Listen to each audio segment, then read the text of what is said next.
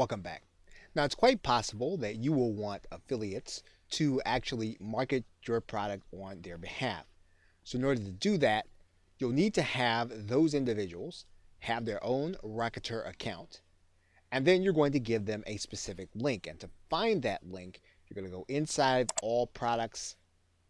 This is where you'll see all of your products. You are going to take this link, right click it, click the copy list address, and that is the link that you will be giving to your affiliates.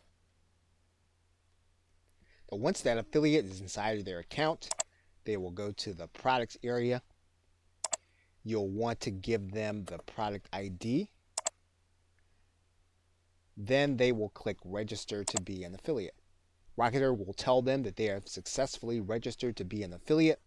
It'll give them the product price, their affiliate percentage, and then they will have a page that will actually keep track of their sales as they generate them. Now, one thing that you will want to do is you will want to give them a video with the process of opening up an account and finding this link. You want to provide that link to them so that it would be easy for them to actually apply and then to begin to make sales. Okay, so with that, thanks, and I will see you in another video.